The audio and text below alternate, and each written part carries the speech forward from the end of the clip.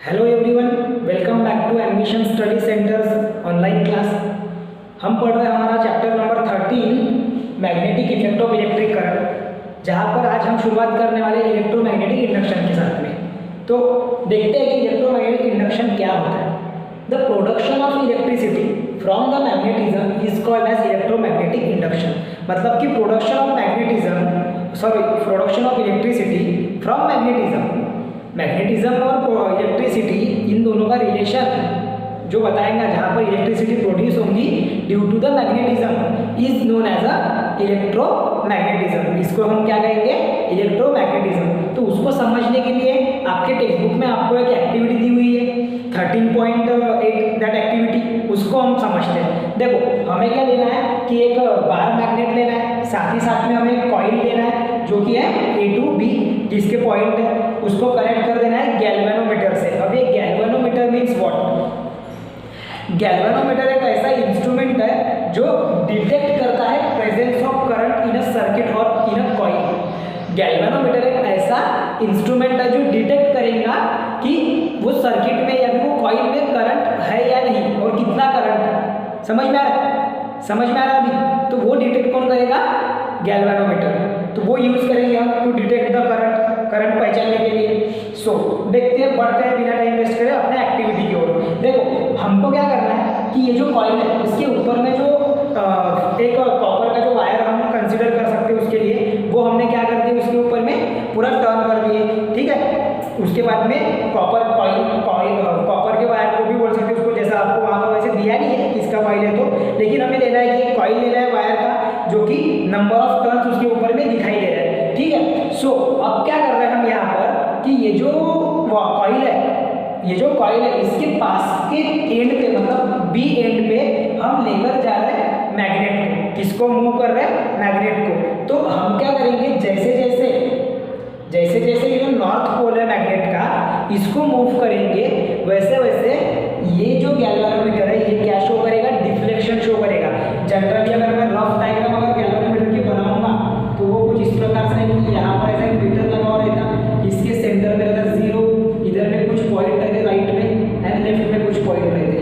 ठीक है, ऐसे कुछ पॉइंट रहते और यहाँ पर लगाया हुआ है तो उसका पॉइंटर। तो अगर करंट प्रोड्यूस हो रहा है तो इंड्यूस हो रहा है करंट अगर कोई कॉइल में, तो वो गैल्वेनोमीटर क्या करता है? डिफ्लेक्शन शो करता है। इधर उधर ऐसे अलग अलग डायरेक्शन में क्या शो करता है? वो डिफ्लेक्शन शो करता है, टुवर्ड राइट और टुवर्ड लेफ्ट। टुवर्ड राइट और टुवर्ड लेफ्ट वो क्या शो करेगा? डिफ्लेक्शन शो करेगा। तो जब हम ये मैग्नेट को इस कॉइल के पास में लेकर जाएंगे तो ये जो नॉर्थ पोल जैसे जैसे बी एंड के पास में आता है, तो जो गैल्वेनोमीटर है वो डिफ्लेक्शन शो करेगा, उसका जो पॉइंटर है वो मूवमेंट शो करेगा जो कि रहेगा टुवर्ड द राइट। गैल्वेनोमीटर की जो पोजीशन है वो किधर रहेगी? Toward right. जो पॉइंटर है वो कुछ इस तरीके से टुवर्ड राइट शो करेगा अपना डिफ्लेक्शन। ठीक है, वही मैंने इस पहले पॉइंट में लिखा। On moving the north pole of the bar magnet toward the end B, the galvanometer shows the deflection से टू राइट। मतलब कि वो कौन से साइड की ओर डिफ्लेक्शन शो करेगा? टू द राइट की ओर वो क्या करेगा? डिफ्लेक्शन शो करेगा। This indicates the presence of current in AB। और ये क्या इंडिकेट कर रहा है? It indicates the presence of AB, presence of current in coil AB coil में इलेक्ट्रिक करंट प्रेजेंस होता है, ये शो करेगा। और ये हमको कैसे पता चल रहा? Because of the deflection of galvanometer, क्योंकि गैल्वेनोमीटर जो है वो डिटेक्ट करता है करंट को। फिर the deflection becomes 0 when the movement of magnet stop. अब ये जब तक के मैग्नेट मूव होते रहेगा तब तक के वो क्या करेगा? गैल्वेनोमीटर डिफ्लेक्शन शो करेगा। अगर उसकी मूवमेंट अगर स्टॉप हो गई, अगर उस गैल्वेनोमीटर की मूवमेंट अगर स्टॉप हो गई तो वो जो डिफ्लेक्शंस होते हैं गैल्वेनोमीटर में वो रुकना स्टॉप हो जाएंगे और गैल्वेनोमीटर का पॉइंटर आ जाएगा 0 पे।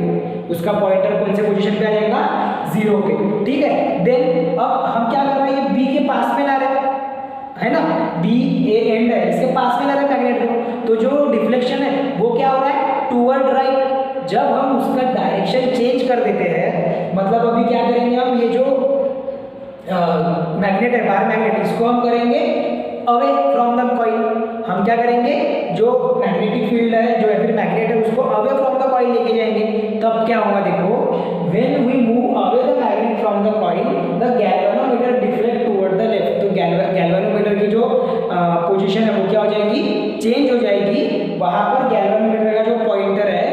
क्या करेगा, टूवर्ड द लेफ्ट डिफ्लेक्ट करेगा वो, कि कौन से साइड डिफ्लेक्ट करेगा, toward the left galvanometer deflected. समझ में आ रहा है, गैल्वेनोमीटर डिफ्लेक्ट करेगा टूवर्ड द लेफ्ट। उस पर से हमें ये पता चल रहा है, from this we concluded that the motion of the magnet with respect to the coil induce a electric current in a circuit. तो अगर कोई मैग्नेट का मोशन हो रहा है कॉइल के सराउंडिंग में, तो वहां पर कॉइल में क्या इंड्यूस करेगा, वो इलेक्ट्रिक करंट। क्या इंड्यूस करेगा, इलेक्ट्रिक करंट इंड्यूस करेगा वहां पर।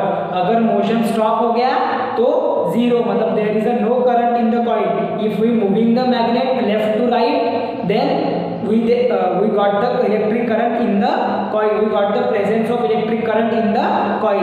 यही हमको समझाना है कि with the help of the magnet हम वहाँ पर इलेक्ट्रिसिटी प्रोड्यूस कर सकते हैं, और वो एक जो कॉन्सेप्ट है वो जन्म देता है इलेक्ट्रोमैग्नेटिक कॉन्सेप्ट को, इलेक्ट्रोमैग्नेटिक इंडक्शन के कॉन्सेप्ट को वो एक नया रूप दे रहा है। समझ में आ रहा है। तो ये बड़ी आसान एक्टिविटी आपको आपके पेज नंबर 233 पे दी हुई थी फॉर द इलेक्ट्रोमैग्नेटिक इंडक्शन।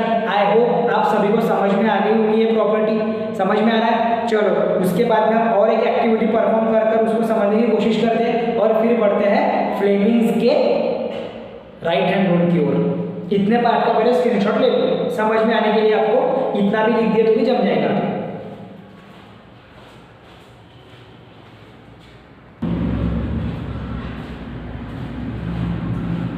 तो अभी हम जो आपके टेक्स्ट बुक की एक्टिविटी नंबर 13.9 है उसको हम समझने की कोशिश करते हैं। देखो हमने एक्टिविटी नंबर 13.8 में सिर्फ एक ही कॉइल लिया था। यहाँ पर हमको क्या करना है, दो कॉइल्स यूज करना है, जिसमें एक है एक सिलेंड्रिकल शेप के कोई भी एक ऐसे मटेरियल को आपको कॉइल शेप में बनाना है, उसको फिर कॉइल उसमें लगा देना है पूरी। ठीक है। सो देखो क्या बोला है, take two different coil of copper wire having a large number of turns से 50 to 100 turn respectively, insert them over a non-conducting cylindrical roll as shown in the figure। you may have a thick paper roll for this purpose। हमें क्या करना है, हम एक thick paper roll भी ले सकते हैं, उसके ऊपर में हमें large number of turns use करना है, किसके, कॉपर वायर के। ठीक है। लाइक हमको उसको बनाना है कॉइल 1 और coil 2 as shown in the figure।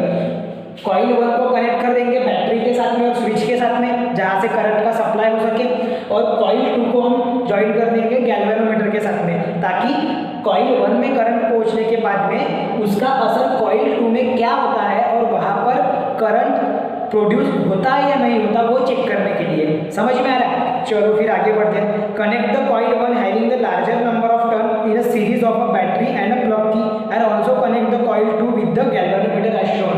देखो ना मैंने जो बताया आपको कि हमें कॉइल 1 को कनेक्ट करना है बैटरी और की के साथ में, प्लग की के साथ में, और कॉइल 2 को कनेक्ट करना है गैल्वेनोमीटर के साथ में। जब हम कॉइल 1 में करंट पास करेंगे तो उसका असर कॉइल 2 पे दिखेगा because of the magnetic field. और अगर मैग्नेटिक फील्ड की वजह से अगर असर दिखा और डिफ्लेक्शन दिखे, मतलब हम क्या बोलेंगे कि वहां पर करंट इंड्यूस हुआ। क्या इंड्यूस हुआ, करंट इंड्यूस हुआ because of the magnetic field. देखते हैं अभी कैसे इंड्यूस होता है वो। देखो when the current is passed in coil 1, the needle of galvanometer instantly jump to one side and just as quickly return to zero, indicating the presence of current in coil 2।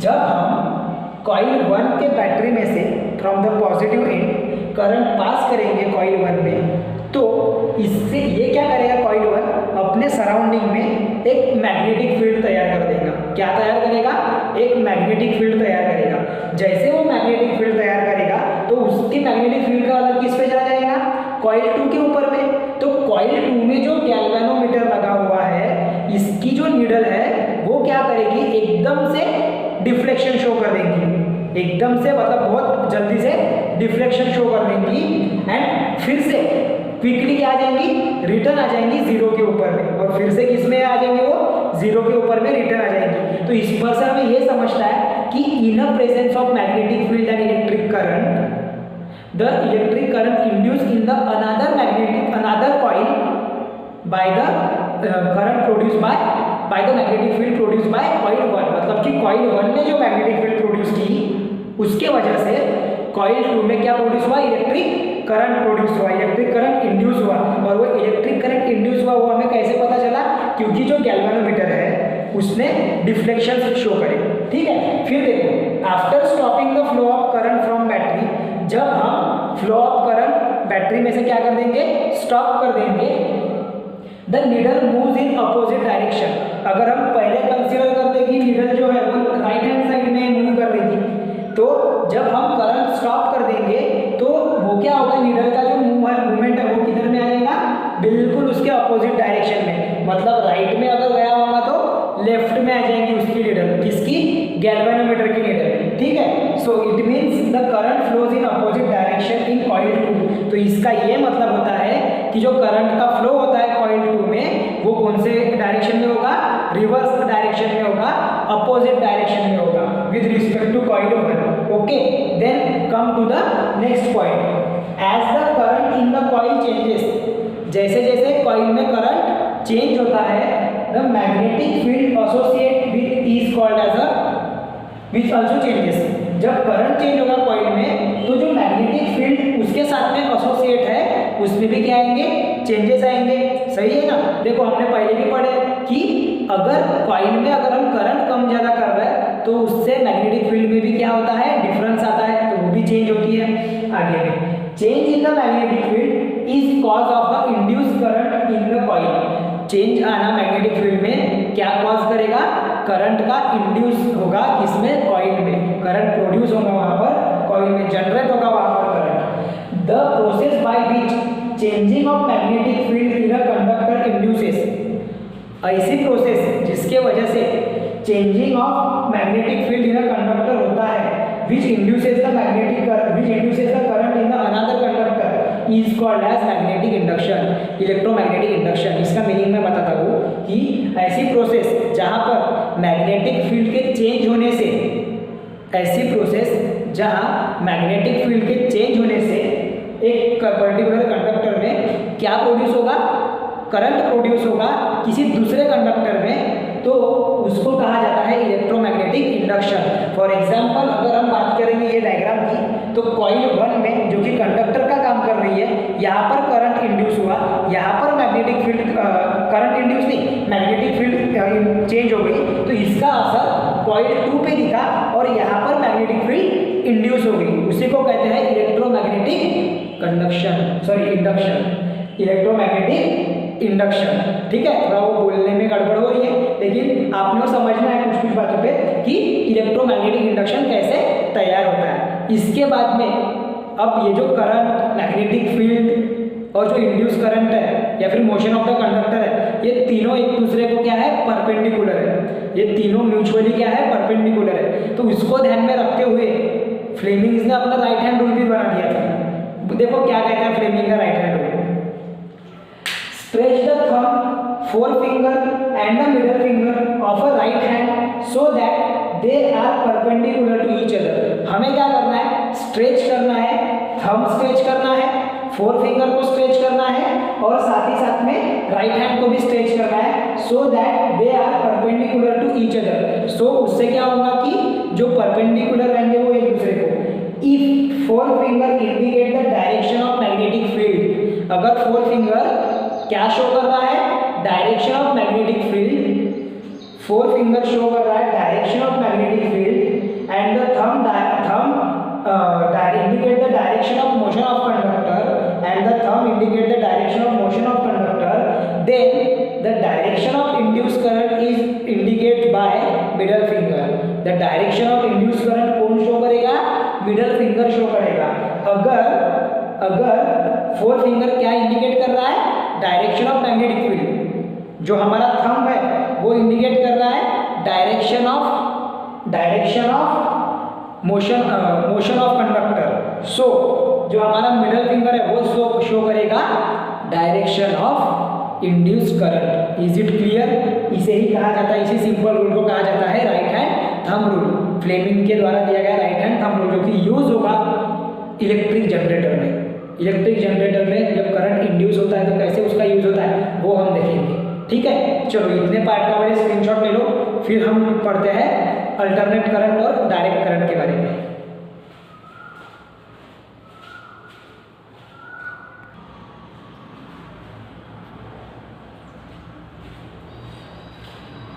तो अभी electric generator समझने से पहले direct और alternating current के बारे में समझ लेते हैं। देखो डायरेक्ट करंट क्या बोलता है, an electric current which gives a constant current flowing in a same direction is called as direct current. Simple definition है, क्या बोल रहा है कि अगर कोई इलेक्ट्रिक करंट है जो कॉन्स्टेंटली फ्लो हो रहा है एक ही डायरेक्शन में, उसे हम कहेंगे डायरेक्ट करंट। जैसे कि आपको अगर मैं ग्राफिकली बताऊँ तो यहाँ पर आप देख सकते हो कि सपोज हमारा टाइम है यहाँ पर t0, यहाँ पर हमारा एकदम ओरिजिन पे टाइम है 0, मतलब 0 सेकंड हुए, तो पहले करंट था सपोज I0, 0 सेकंड्स पे करंट क्या था I0। उसके बाद में आफ्टर 5 सेकंड कोई चेंज नहीं, कांस्टेंटली वो बढ़ते जा रहा। आफ्टर 10 सेकंड वही स्ट्रेट लाइन को फॉलो करते जा रहा, मतलब कि टाइम के बढ़ते बढ़ते करंट कैसे चेंज हो रहा है, क्या नहीं हो रहा है, कांस्टेंट रहेगा। कांस्टेंट रहने के साथ साथ उसकी डायरेक्शन में कोई फर्क आ रहा है क्या, बिल्कुल भी नहीं, डायरेक्शन में कोई भी फर्क नहीं आ रहा है। सो उसे कहेंगे हम डायरेक्ट करंट। उसे कौन सा करंट कहते हैं, direct current. Current which is constant and having the same direction, it is called as a direct current. After that अभी आता है अल्टरनेटिंग करंट पे। अल्टरनेटिव वर्ड का मीनिंग ये है, थोड़ा उसमें पीरियोडिसिटी आएगी जाएगी।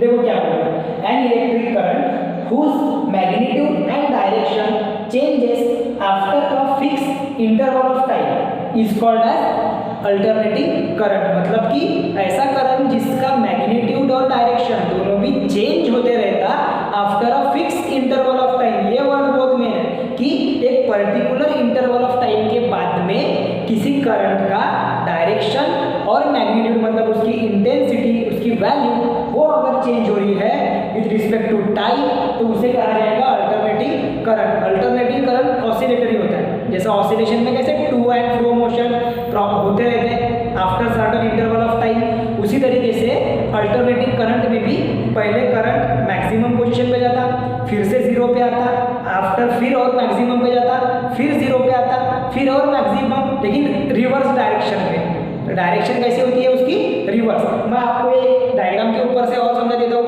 लाइक हमने ग्राफ लिए जहाँ पर पहले जो अल्टरनेटिंग करंट है आपका वो है 0 पे, वो चला गया फिर -1 पे, सब 1 पे प्लस सपोज करके चल देंगे 1 पे है जो करंट है, वो क्या है फिर 1 पे है। उसके बाद में वो फिर से नीचे में आते हुए किस पे आ गया, वो -1 पे आ गया।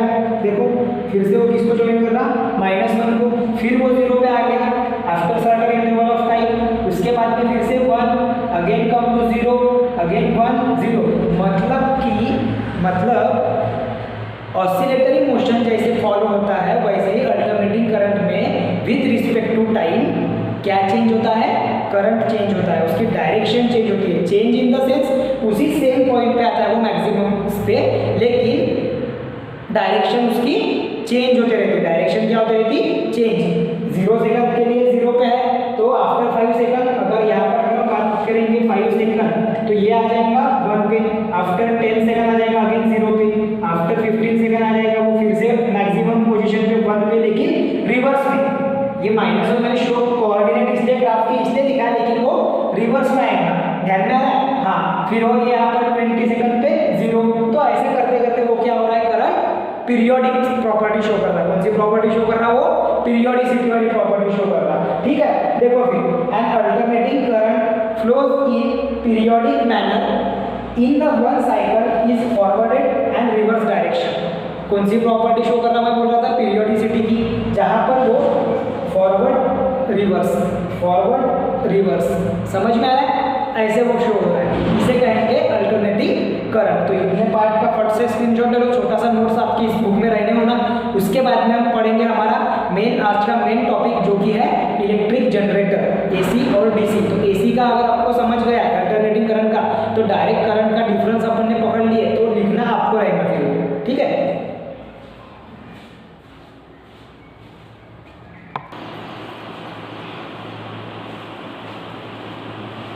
तो अभी शुरू करते हैं इलेक्ट्रिक जनरेटर के साथ में। देखो इलेक्ट्रिक जनरेटर जो है वो क्या करता है कि जो मैकेनिकल एनर्जी है उसको कन्वर्ट करता है इलेक्ट्रिसिटी में, मतलब कि इलेक्ट्रिकल एनर्जी में, ठीक है। उसी को हम कहेंगे, उसके उस प्रिंसिपल के वजह से उसको हम क्या कहेंगे, इलेक्ट्रिक जनरेटर, जो कि जनरेट करता है electricity because of of the rotational motion of axle on coil.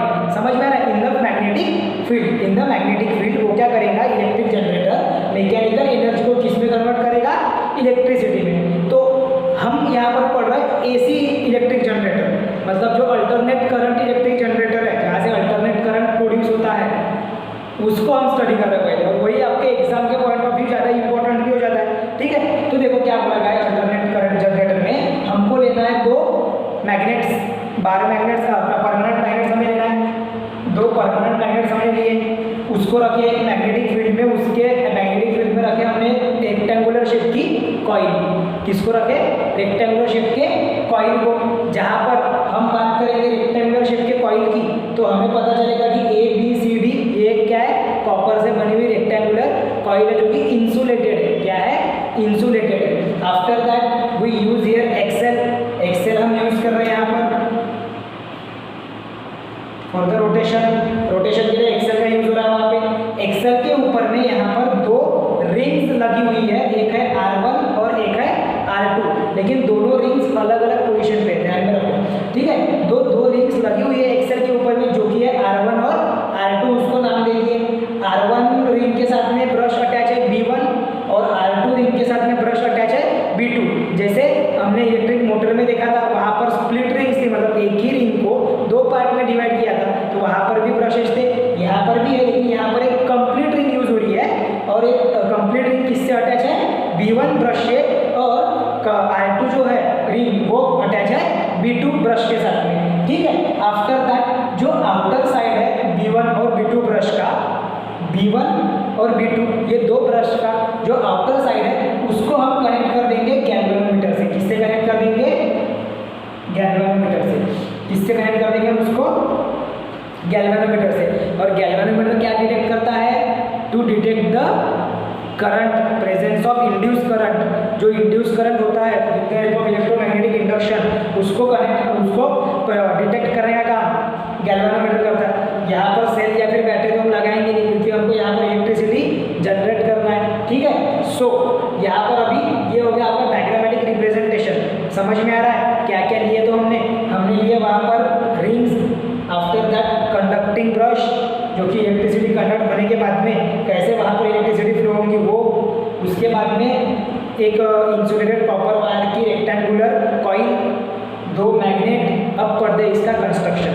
ठीक है, अब पढ़ेंगे इसका construction with the help of diagram, construction को समझते हैं। इजी कंस्ट्रक्शन है, ज़्यादा कोई हार्ड नहीं है। An electric generator consist of rotating rectangular coil ABCD place between the two poles of magnet. एक इलेक्ट्रिक जनरेटर क्या कंसिस्ट करता है, एक रेक्टेंगुलर कॉइल जो ABCD जिसका नाम दिया हमने, ये किसके बीच में रखी हुई है, ये रखी हुई है two poles of magnet, that is north and south poles. ठीक है, then the ends of the coil are connected to the rings R1 and R2। जो दो एंड्स है कॉइल के, वो दो रिंग्स के साथ में कनेक्टेड है। एक है R1 के साथ में, यहाँ पर मैंने लिखा है R1, और दूसरा एंड है R2 के साथ में कनेक्टेड, जुड़ के है उससे। Third point, the two conducting stationary brushes B1 and B2 are kept placed separately on the ring R1 and R2। मतलब कि रिंग R1 और रिंग R2, इसके ऊपर में टू कंडक्टिंग ब्रशेस लगाए हुए हैं, जो कि स्टेशनरी है। बोले स्टेशनरी है मतलब वो अपने एक ही पोजीशन पर रहेंगे, मूव नहीं होंगे। ठीक है, स्टेशनरी है तो वो है B1 और B2। ठीक है, after that the two ring internally attach to the axle. ये जो आपकी दो रिंग्स है, ध्यान दो, ये जो आपकी दो रिंग्स है जो कि दिख रही है आपको, हाँ, R1 और R2 ये इंटरनली इंसुलेटेड है। किससे, ये अटैच है एक्सेल के साथ में। किसके साथ में अटैच है, वो एक्सेल के साथ में अटैच है। और रिंग जो है वो कंप्लीट है, मतलब हाफ पार्ट में नहीं है वो रिंग, R1 और R2 हाफ पार्ट में नहीं है, कंप्लीट है। मतलब ये पूरी रिंग उसमें है और ये दूसरी रिंग उसमें अटैच है पूरी। ठीक है, नहीं तो कंफ्यूज हो जाओगे और बोलोगे कि क्या हो रहा है वहाँ पे। ठीक है, उसके बाद में हाँ, ये हो गया the two ring internally attach to the axle. Outer end of the two brushes are connected to the galvanometer to show the flow of the current in the external circuit. ये पॉइंट क्या बोल रहा है कि जो outer and है brush का B1 और B2 का, ये आउटर एंड ये किससे कनेक्टेड है, गैल्वेनोमीटर से कनेक्टेड है। कि जो एक्सटर्नल सर्किट में, मतलब ये पूरा अपना एक्सटर्नल सर्किट हो गया, तो जो एक्सटर्नल सर्किट में जो भी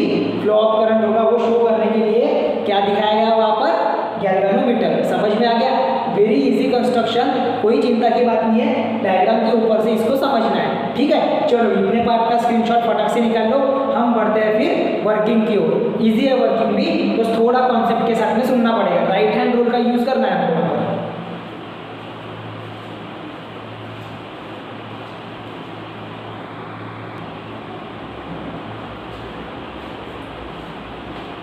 तो चलो बढ़ते हैं अभी आगे।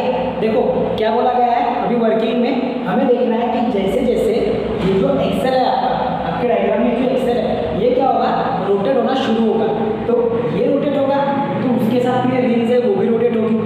रिंग्स रोटेट होगी मतलब कि वो किसको रोटेट कराने में कारगर साबित होगी, ये कॉइल को, बराबर है। तो ये एक्सेल के रोटेशन से क्या हो रहा है, कॉइल भी रोटेट होना शुरू हो रही। तो अभी वर्किंग कैसे होगा उसका देखते हैं। देखो, when an axle attached to the two rings is rotated such that the arm AB moves up and the arm CD moves down in the magnetic field produced by the magnet। अब कैसे, देखो अगर ये Excel rotate हो रहा है, ये rings भी रोटेट हो रही है, तो वो अगर सपोज करके चले कि अगर वो क्लॉकवाइज रोटेट हो रही है, क्लॉकवाइज मतलब कि ये डायरेक्शन है, ऐसे समझ में आ रहा है ना, क्लॉकवाइज जो आपकी क्लॉक रोटेट होती है लाइक दैट। तो ये डायरेक्शन में क्या हो रहा है, वो ऐसे रोटेट हो रहा है, वो रोटेट हो रहा है मतलब ये जो ए बी साइड है ये क्या हो जाएगी, मूव होगी अपवर्ड डायरेक्शन में, और जो सी डी साइड है वो मूव होगी डाउनवर्ड डायरेक्शन में। और ध्यान में रखना इसकी पोजीशन हॉरिजॉन्टल है, इसकी पोजीशन वर्टिकल है क्या, नहीं हॉरिजॉन्टल है। सो जो एक्सेल है वो क्लॉकवाइज रोटेट हो रहा है, तो side A B upward direction में and side C D downward direction में इन द मैग्नेटिक फील्ड। ये जो है ये मैग्नेटिक फील्ड है, ठीक है, ये क्या है, मैग्नेटिक फील्ड। और मैग्नेटिक फील्ड और इलेक्ट्रिक मैग्नेटिक फील्ड है और मोशन हो रहा है कोई कंडक्टर का, तो वहाँ पर क्या इंड्यूस हो रहा था, बोल रहे थे हम, इलेक्ट्रिक करंट हो रहा था इंड्यूस, बस वही होगा यहाँ पर, इलेक्ट्रिक करंट इंड्यूस होगा फिर। चलो देखते हैं आगे। Let us say the coil ABCD is rotated clockwise। हमें क्या समझना है कि जो कॉइल है वो कैसे रोटेट हो रही है, क्लॉकवाइज डायरेक्शन में रोटेट हो रही है, जैसा अभी मैंने आपको बताया क्लॉकवाइज डायरेक्शन में। So by applying the Fleming's right hand rule, Fleming's right hand rule हम अप्लाई करेंगे उस कॉइल के ऊपर में, तो हमें क्या मिलेगा कि जो ये करंट की जो डायरेक्शन है, सपोज कि हम ये साइड से अगर कर रहे हैं, तो ये जो करंट की डायरेक्शन है ये कैसी होगी, अब ये कैसा, मेरा ये जो हाथ है ये प्रॉपरली इस पर अगर हम अरेंज करेंगे तो आपको समझने में प्रॉब्लम होगी, मतलब वो प्रॉपरली लगेगा नहीं, वो कि बा करंट की डायरेक्शन यहाँ पर अलग दिख रही है। एक्चुअली मिडल फिंगर जिधर मेरा शो हो रहा है वो करंट की डायरेक्शन दिखाएगा, लेकिन ये अभी आपको कैसा समझ के आ रहा होगा कि ऐसा ही वो करंट की डायरेक्शन अपर साइड में, लेकिन अपर में नहीं है, वो क्या होंगी, करंट की डायरेक्शन इंड्यूस होंगी। तो वो करंट की डायरेक्शन रहेगी from A to B to C and to D, मतलब कि ऐसे होके ऐसे आएगा वो करंट, यहाँ से होके ऐसे जनरेट होगा। वो ध्यान में आ रहा है कि कैसे जनरेट होगा तो वो करंट, हाँ, मतलब फ्लेमिंग के राइट हैंड के रूल के according the induce current flowing along the direction A to B and C to D, मतलब जो परपेंडिकुलर है उनका आप स्टडी कर रहे हैं यहाँ पर। तो जो आर्म ए बी है यहाँ पर जो करंट फ्लो हो रहा है वो होगा ए टू बी, और आर्म सी डी में सी टू डी, फिर वो ऐसे होते हुए आएगा ब्रश B2 में, जहाँ से वो डिटेक्ट होगा बाय द गैल्वेनोमीटर, जिसकी पोजीशन जाएगी फिर से B1 में। समझ में आ रहा है, जो कि फ्लो होगा अप टू B1। समझ में आ रहा है। Let us say the coil ABCD is rotated clockwise by Fleming's right hand rule, Fleming के राइट हैंड रूल के according the induce current flowing along the direction A to B and C to D, मतलब जो current induce हो रहा है उसकी direction क्या रहेगी, A से लेके B तक के एंड C से लेकर ऐसा C to D और ऐसा आएगा B2 में। ध्यान में आ रहा है कि कैसे होगा, तो कंफ्यूज नहीं होना है। आप बोलोगे सर कैसे, तो वो देखो राइट हैंड रूल हमने अप्लाई करे। अब मैं ये डायग्राम की हिसाब से राइट हैंड रूल यहाँ पर करूँगा ना तो थोड़ा वहाँ पर प्रॉब्लमेटिक होगा, आपको पोजीशन में प्रॉब्लम जाएंगी। लेकिन आप इमेजिन करो कि आप हॉरिजॉन्टल एक आपके पास में पेपर है जिसके ऊपर में आप अगर वो राइट हैंड रूल अप्लाई करते हो सपोज, तो वहाँ पर आपको प्रॉपरली उसकी डायरेक्शन समझ में आ जाएगी। समझ में आ रहा है, हाँ। सो जो डायरेक्शन है मिडल फिंगर की वो क्या शो करती है, वो शो करती है करंट इंड्यूस इन कंडक्टर। तो ये कंडक्टर है, इसमें जो करंट इंड्यूस होगा वो मिडल फिंगर शो करेगा bye Fleming's right hand rule. Okay, तो वो रहेगा A to B and C to D। Thus the induced current flows in the direction A B C D. इसीलिए जो इंड्यूस करंट है वो कौन से डायरेक्शन में फ्लो होगा, from A B C D to B to. ठीक है, the current in the external circuit, ये तो पूरा इंटरनल सर्किट हो गया आपका। The current in the external circuit flows from B to B one. जो करंट रहेगा एक्सटर्नल सर्किट में वो होगा B2 से लेके B1 तक के फ्लो।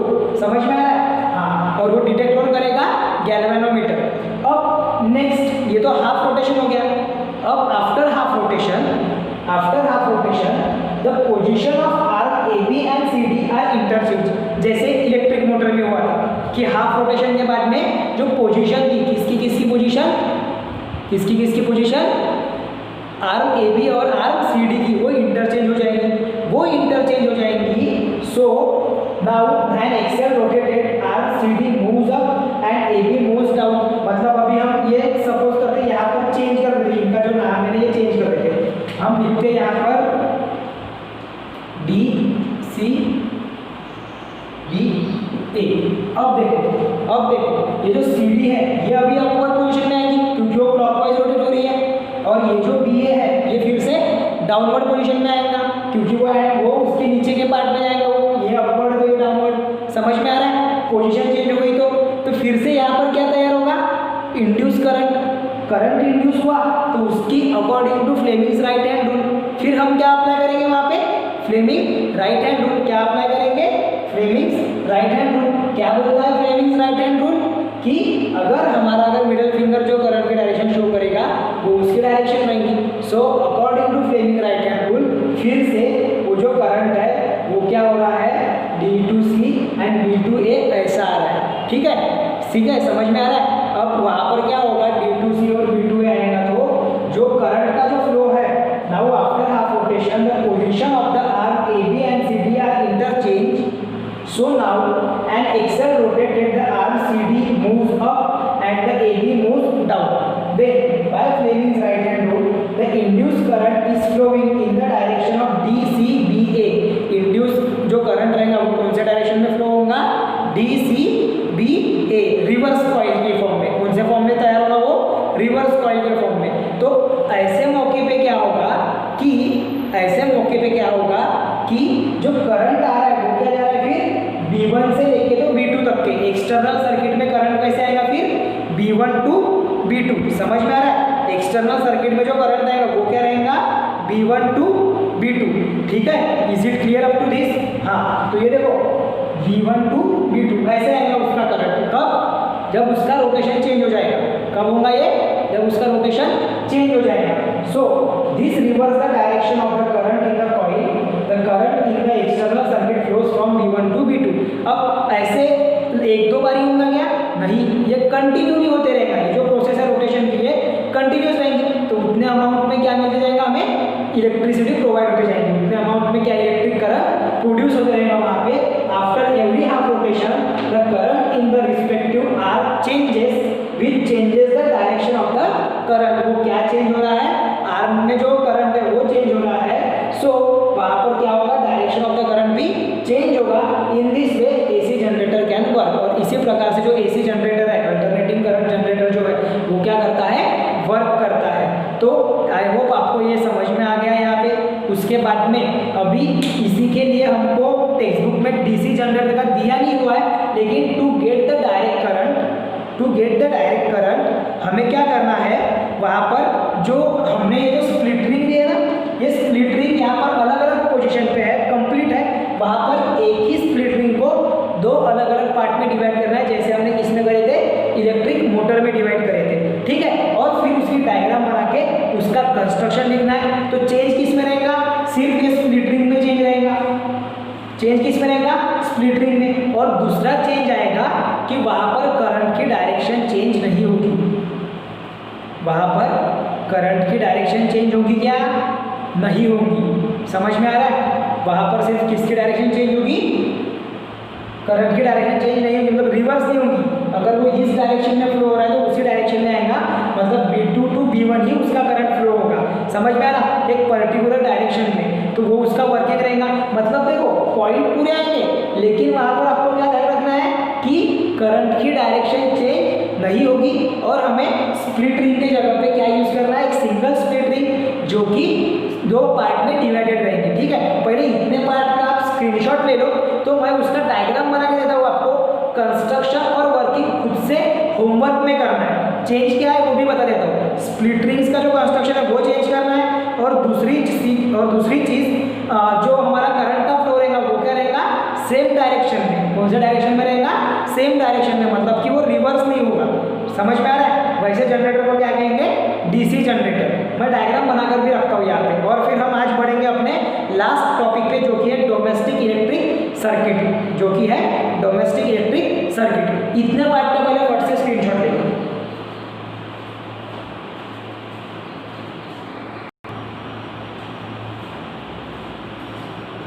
तो चलो अभी बढ़ते हैं आगे। देखो अब आपको मैंने बताया डीसी जनरेटर का, मैं आपको अभी डायग्राम बता दे रहा हूँ, और कंस्ट्रक्शन और वर्किंग आपको करना है। डायग्राम पर से मैं बता देता हूँ। देखो हमें क्या है, जैसे कि हमने एसी जनरेटर में लिए नॉर्थ और साउथ डायरेक्शन शो करने वाले दो परमानेंट मैग्नेट लेना है, जिसके मैग्नेटिक फील्ड के अंदर में हमें क्या रखना है, कॉइल को। किसे रखना है, रेक्टेंगुलर शेप के कॉइल को, जिसको नाम दिया हमने ABCD। ठीक है, अब ये जो दो कॉइल के दो एंड्स है वो किसको जुड़ के है, स्प्लिट रिंग के दो हाफ को जुड़कर है, जिसको हमने नाम देना है P और Q। ठीक है, जिसे हमें नाम देना है, इंटरचेंज कर देते अपन नाम, इसको देते थे P और इसको देते Q। ठीक है, अब देखो जो दो एंड्स है वायर के वो किससे कनेक्टेड हो गए, P और Q के साथ में। किसके साथ में कनेक्टेड हो गए वो, P और Q के साथ में। उसके बाद में ये जो P और Q है वो इंटरनली किससे अटैच है, एक्सल के साथ में। इंटरनली P और Q किससे अटैच है, एक्सल के साथ में। यहाँ पर हमने स्प्लिट रिंग ली है जो जिसकी दो पार्ट है, और एसी जनरेटर में हमने दो सेपरेट रिंग्स लिए थे, R1 और R2। ठीक है, हाँ ब्रशेस तो सेम ही है यहाँ पर, कार्बन ब्रशेस B1 और B2, जो कि कनेक्टेड है गैल्वेनोमीटर से, जो पहले भी था। ठीक है, चलो तो ये बन गया हमारा कंस्ट्रक्शन का सेटअप। ये क्या हो गया, कंस्ट्रक्शन, जिसमें ऐड क्या हो गई नई चीज कि जो स्प्लिट रिंग्स है वो डिफरेंट नहीं है, एक ही है, जिसको 2 पार्ट में करे हैं हमने, जिसको दो अलग अलग पार्ट में करे। एक्सल मूव होगा। अब आते हैं वर्किंग के ऊपर में। अब किसके ऊपर में आते हैं, वर्किंग। वर्किंग कैसा होगा, देखो जैसे जैसे ये एक्सल मूव करेगा तो ये पूरी की पूरी जो कॉइल है वो भी क्या होगी, मूव होना शुरू होगी। तो जैसे एसी जनरेटर में हो रहा था कि जो AB साइड है वो अपवर्ड और जो CD साइड है वो डाउनवर्ड, बस सेम वही यहाँ पर भी होगा। समझ में आ रहा है? क्लॉकवाइज डायरेक्शन में AB साइड अपवर्ड में रहेगी, CD साइड डाउनवर्ड डायरेक्शन में मूव होगी। तो वहाँ पर फ्लेमिंग का जब हम राइट हैंड रूल लगाते हैं, जब हम फ्लेमिंग का राइट हैंड रूल लगाएंगे तब जो इंड्यूस करंट है वो कौन सा पाथ फॉलो करेगा, ABCD। जो इंड्यूस करंट है वो कौन सा पाथ फॉलो करेगा, ABCD। अब यहाँ पर डायरेक्ट करंट में हमें कोई भी कम्यूटेटर नहीं लगाना होता है। स्प्लिट रिंग तो लगा रहे, लेकिन वो कम्यूटेटर का काम नहीं कर रहा, वो वहाँ पर सिर्फ उसको कनेक्ट करने का काम कर रहा है। मतलब यहाँ पर कम्यूटेटर नहीं है। सो कम्यूटेटर नहीं होने के कारण वहाँ पर जो रिवर्स होने का डर है तो इसका करंट का वो होगा क्या, नहीं, क्योंकि डिवाइस क्या है, कम्यूटेटर एक ऐसा डिवाइस है जो करंट की डायरेक्शन को रिवर्स करता है। लेकिन डायरेक्ट करंट के कंस्ट्रक्शन में कोई भी कम्यूटेटर लगाया नहीं रहता, इसी वजह से वहाँ पे करंट की जो पोजीशन है वो रिवर्स नहीं हो सकती। सो अगर पहले हाफ रोटेशन में करंट A से लेके B से लेके C और C से लेके D तक के आ रहा है और फिर ऐसे ऐसे प्रोड्यूस हो रहा है, जब हाफ रोटेशन हो जाएगा तो क्या हो जाएगा, CD पार्ट AB के ऊपर में आ जाएगा और AB पार्ट CD के इसमें चला जाएगा, जैसे कि पहले इसमें हुआ था। फास्ट हो रहा है क्या, देखो क्या बोल रहा हूँ कि जो CD पार्ट है वो आएगा AB के इसमें, और AB जो लाइन है साइड है वो चली जाएंगी CD की पोजीशन में। तो यहाँ पर कोई चेंजेस आएंगे क्या, फिर पोजीशन में चेंज आएंगे, लेकिन वहाँ पर कम्यूटेटर में कोई फर्क नहीं आ रहा, मतलब कम्यूटेटर है ही नहीं वहाँ पे। तो जो डायरेक्शन है करंट की वो throughout the circuit same ही रहेगी, that is B2 to B1, B2 से लेके B1 तक के, ये फर्क है डायरेक्ट करंट का। और ऐसा कंटिन्यू होते रहेगा आफ्टर हाफ रोटेशन, इसीलिए हम वहाँ उसको डायरेक्ट करंट बोलते हैं, जहाँ पर करंट की डायरेक्शन चेंज नहीं होती और कांस्टेंट करंट हमें मिलते रहता है। ठीक है, तो ये हो गया आपका वर्किंग फॉर डायरेक्ट जनरेटर। ये ध्यान में रखना है आपको, इजी है, बस थोड़ा कॉन्सेप्ट तुमको लगाना है वहाँ पे, थोड़ा वहाँ पे आपको कॉन्सेप्ट यूज करना है कि डायरेक्ट करंट में कम्यूटेटर लगा हुआ नहीं रहता, तो वहाँ पर जो करंट की डायरेक्शन है वो भी चेंज होने का कोई प्रॉब्लम नहीं है। बाकी तो वर्किंग और कंस्ट्रक्शन एज सिमिलर टू क्या है, एसी जनरेटर। बस स्प्लिटरिंग का थोड़ा आपने अच्छे से एक्सप्लेन करना है और वर्किंग में कुछ पॉइंट, इसीलिए मैंने होमवर्क दिया। लिखने में कोई प्रॉब्लम नहीं था, लेकिन मैं बोला आप खुद से ट्राई करो। अगर आपको एसी जनरेटर समझ गया और ट्राई करोगे तो इजीली जमेगा आपको, और वो आपको होमवर्क में करते चलना है उसको, तो और अच्छा हो जाएगा। अब बढ़ते हैं अपने आगे पॉइंट की ओर, जो कि है डोमेस्टिक इलेक्ट्रिक सर्किट। जो आपके घरों में होम अप्लायंसेस के लिए जो सर्किट लगाए जाते हैं उसके बारे में समझते हैं। उसका एक जनरल इन्फॉर्मेशन तो आप सभी को पता ही है, हम वहाँ पर कुछ और इन्फॉर्मेशन उसमें ऐड ऑन कर लेते हैं। देखो, one of the wires of home supply usually with the red insulation cover called as a line wire. हमारे जो सर्किट होते हैं घर के, उसमें जनरली 3 वायर कंसिस्ट होते हैं। पहला होता है लाइव वायर, जिसके ऊपर में रेड कोटिंग होती है इंसुलेशन की।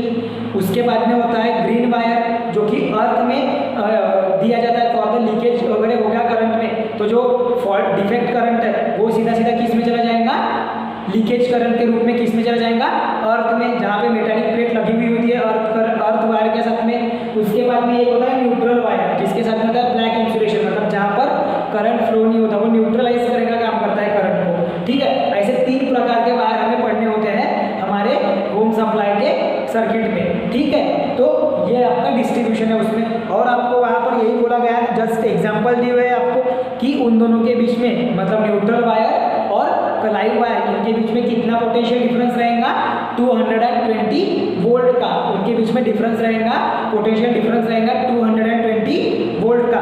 आपके पेज नंबर 338, हाँ 338 पे आपको स्कीमेटिक प्रेजेंटेशन भी दिखा है सर्किट्स का, न्यूट्रल वायर, अर्थ वायर और लाइव वायर का।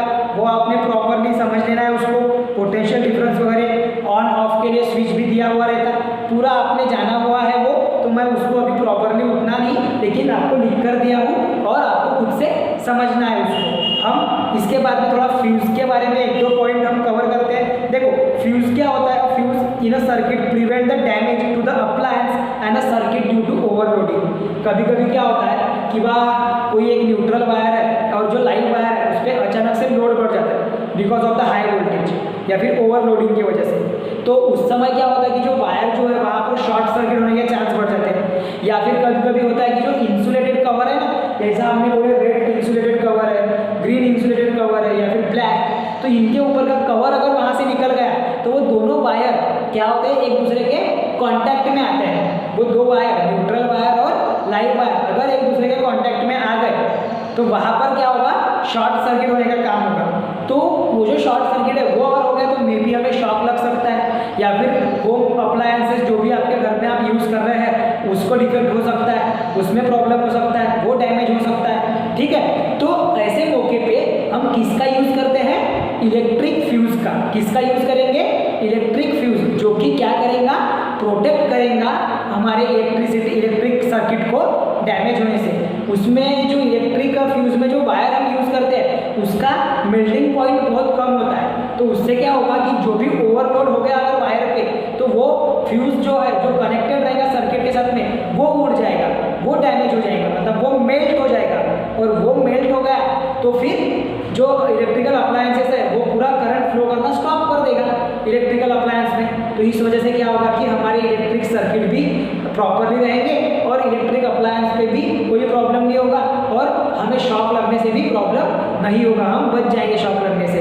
ऐसे उसका इलेक्ट्रिक फ्यूज़ का यूज़ होता है। तो उसके बारे में आपको कैसे यूज़ किया गया है वो आपके टेक्स्ट बुक में दिया हुआ है डीप में। जस्ट आपको भी पता है जनरली, ये जो जनरल इन्फॉर्मेशन है ये आपको पता है, इसको आपको प्रॉपरली जो अच्छे बच्चे हैं वो पूरा टेक्स्ट बुक रीडिंग करेंगे। उसके बाद में आपने पूरे आंसर क्वेश्चन उसको सॉल्व करने की कोशिश करना है।